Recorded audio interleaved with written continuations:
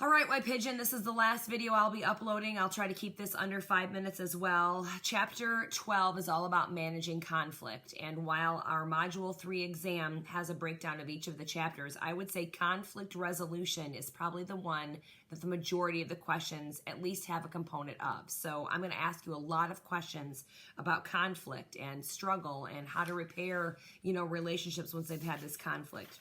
And so I think I've got a little, I'm hoping this shows up for you, but this is our conflict resolution style, and I'm going to post a picture of that in our classroom. But it's essentially saying, if you choose to avoid the conflict, everybody loses, right? So in the example I gave in the homework, it was like going to dinner. So let's say Jamie Lynn and I have decided to go to dinner on Friday night to celebrate the end of the semester. I know she's watching this and she's thrilled. If we decide to avoid the conflict altogether, because she wants to go to the Outback Steakhouse and I really want to go to the Olive Garden, we just avoid it. Well, on Friday night, we're not sitting anywhere together, right? I might be at home, she might be at a basketball game, but we're not doing anything together.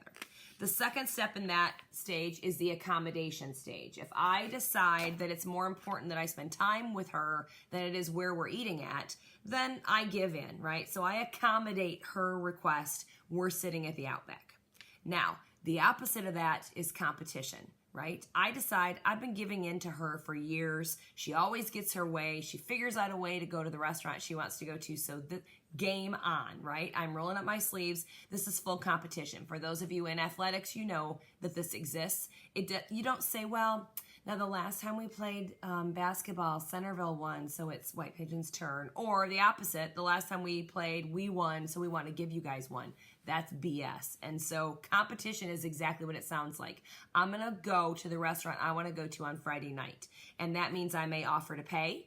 I may offer to drive. I may tell Jamie Lynn the next 5 Friday nights she can choose where we go. But Friday night, my butt is sitting at the Olive Garden and I'm eating some breadsticks and some pasta.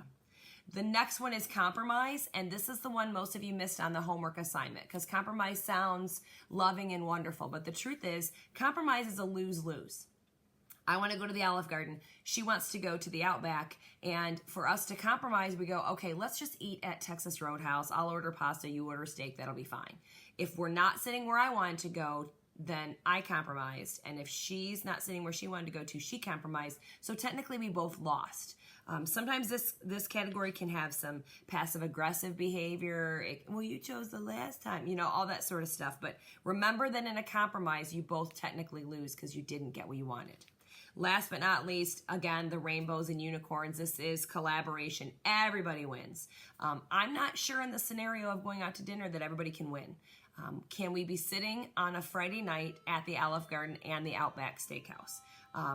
Maybe if we do Grubhub or Deal Dash I don't know. I feel like that is not an opportunity for a full collaboration. You could, eat lunch at one and dinner at one, but then you're still eating dinner at the one she wanted to, so she still won. There's my alarm making sure that I keep this under 5 minutes. The truth is, when it comes to collaboration, you cannot always reach that. So instead of the scenario of restaurants, let's get a little more serious and say, maybe the conflict is I want to have a baby, and my husband says, no, I don't want to have a baby. They smell bad, and no thanks. Well, you can't both win in that scenario. I can't have a baby with him not having a baby unless we get a divorce and do that with other people, which was clearly not the issue. So keep that in mind. This, again, I will send a picture of this in our online classroom, and that will help you a lot when you answer the short essay questions because a lot of them deal with some type of conflict. I'm going to go ahead and just tell you what the conflict vocabulary words are, and there are 7 of them. They're all from this, right? So they are accommodation, avoidance, collaboration, compromise, conflict, defensiveness, and passive-aggressive behavior. Last but not least, as we go into the communication climate of the very last chapter, the couple of terms that I really want to talk to you about, one was ostracism. It is the social death penalty. It's almost worse than bullying because if I decide to bully Rachel, and I tell her all sorts of bad things about herself. After I leave the room, some of you may come to her defense and you may say, wow, Mrs. McNamara's having a bad day. You're not a terrible person, Rachel. You're lovely. And so bullying almost always will have somebody step in to try to help you out.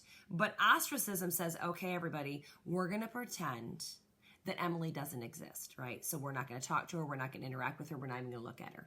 And it's in some religions where they would call that shunning, where you have done something where they've decided to completely ignore you and not interact with you at all. So make sure you pay attention to that. It's on page 369. Otherwise, there is some wonderful advice in chapter 13 about how to keep dialogue civil. I think your generation gives me hope that we'll be able to have a civil conversation again. And if you vote for someone that I don't vote for, I don't have to automatically just throw you off my Facebook page. We can still communicate civilly. So as we wrap up chapter 13, the key terms are ostracism, empathy comes back again, argumentativeness, and the communication climate. My advice to you for this final exam would be to have your vocabulary words nailed down and make sure you know them so you can whip through the true and false and multiple choice, and then give yourself some time on those 3 short answer and essay questions, because they will take a little bit of your time. And if you're able to answer those in 1 sentence, then you might be missing a key component. So good luck, White Pigeon. I miss you a little. I'm coming back this winter to do a public speaking class. Some of you are crazy enough. I saw your names on my roster. But if you have any questions about this exam, send me an email. I know I'm running a little over the 6 minutes here. So email me if you have any questions, and have a great Christmas break.